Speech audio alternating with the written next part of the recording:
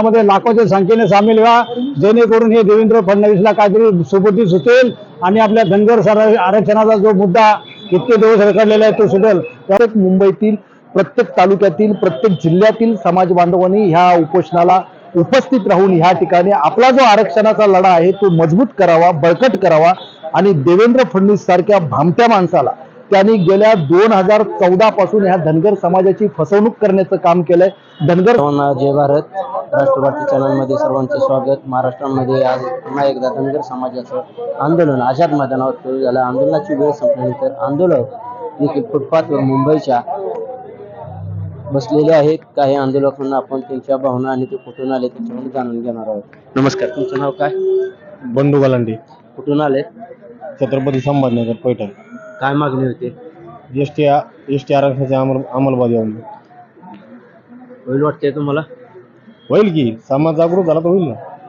आज जर हे तुमची मागणी मान्य नाही झाली तर पुढचं काय पाऊल असणार आहे? दीपक भाऊजी आदिती जयंती. तुम्ही कुठून आले? पैठण, संभाजीनगर, छत्रपती संभाजीनगर. कसे आले? रेल्वेने. आज राहण्याची व्यवस्था? आता काय फुटपाथवर राहायचं, राहायची व्यवस्था नाही काही नाही. तुम्ही कुठून आले? मुद्दलवाडी, पैठण तालुका.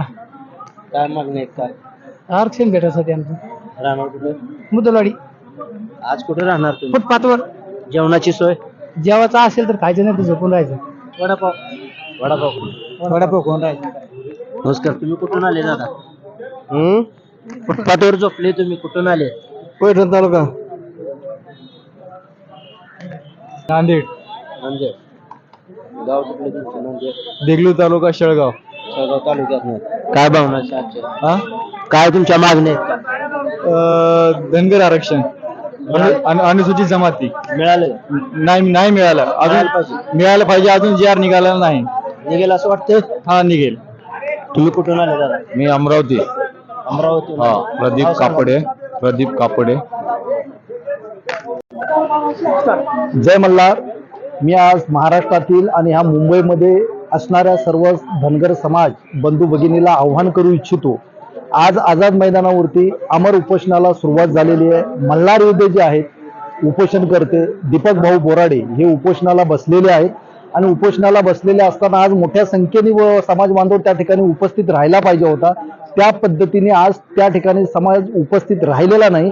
तरी सुद्धा सर्व मल्हार मावळ्यांना आणि अहिल्याच्या रणरागिणींना मी आज आव्हान करू इच्छितो की उद्या पुन्हा सकाळी 9 वाजल्यापासून अमर उपोषण पुन्हा चालू होणार आहे आणि प्रत्येक मुंबईतील प्रत्येक तालुक्यातील प्रत्येक जिल्ह्यातील समाज बांधवांनी ह्या उपोषणाला उपस्थित राहून ह्या ठिकाणी आपला जो आरक्षणाचा लढा आहे तो मजबूत करावा, बळकट करावा आणि देवेंद्र फडणवीस सारख्या भामट्या माणसाला त्यांनी गेल्या 2014 पासून ह्या धनगर समाजाची फसवणूक करण्याचं काम केलंय. धनगर समाज आंदोलन करायला निघाला की त्याची कुठेतरी गोची करायची, त्यांच्या कुठेतरी मुसक्या आवळायच्या आणि त्यांच्यावरती दबाव निर्माण करण्याचं हे एकतर्फी जे जातीवाद निर्माण केलाय त्याच्या जातीवादाला आपण उत्तर जर लोकसंख्येच्या माध्यमातून या ठिकाणी उपस्थित राहून दाखवून दिलं पाहिजे आणि त्याच पद्धतीने ज्यावेळी आपण करू त्यावेळीच ह्या देवेंद्र फडणवीसला खरोखरची आपल्या बाबतीमध्ये असणारीची जाणीव होईल आणि आजपर्यंत तिने आपली जी फसवणूक केली त्या फसवणुकीचा बदला घेतला जाईल. जय मल्हार, जयला बांधवांनो. आज 16 मार्च दीपक भाऊ आणि महाराष्ट्रातील सर्व समाज बांधव इथे आलेत. बांधवांनो, पण या शासनाला धडकी भरेल अशा पद्धतीची आपल्या समाजाची इथे लोक जमा झालेले आहेत. बांधवांना हा लढा संपूर्ण समाजाचा आहे. त्यामुळे जर आपल्याला या देवेंद्र फडणवीस सरकारला जर झुकवायचं असेल, वाकवायचं असेल तर उद्याच्या लाखोच्या संख्येने तुम्ही आझाद मैदानात हजर झाला पाहिजे.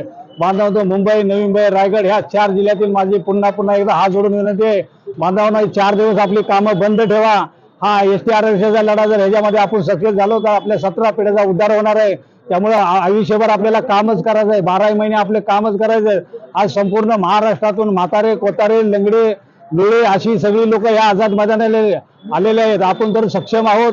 इथे शासनाच्या जे नोकरी करतो तरी बांधवांनो, आपल्या नोकरीवर कुठेतरी 1-2 दिवसाची रजा काढा आणि उद्याच्या आझाद मैदानामध्ये लाखोच्या संख्येने सामील व्हा, जेणेकरून हे देवेंद्र फडणवीसला काहीतरी सुबुद्धी सुचेल आणि आपल्या धनगर आरक्षणाचा जो मुद्दा इतके दिवस रखडलेला आहे तो सुटेल. तेव्हा माझं मुंबई, नवी मुंबई, रायगड आणि ठाणे ह्या 4 जिल्ह्यातील धनगर समाज बांधवांना हात जोडून विनंती आहे की बांधवांना उद्याच्या दिवस उद्याचा आणि परवा 2 दिवस तुम्हाला इथे लाखोच्या संख्येने हजर राहणे आहे आणि जोपर्यंत तुम्ही इथे लाखाच्या संख्येने येत नाही तोपर्यंत हे देवेंद्र फडणवीस सरकार ऐकणार नाही आणि हे देवेंद्र फडणवीस सरकारला गर्दीची भाषा समजते, गर्दीची भाषा समजत नाही.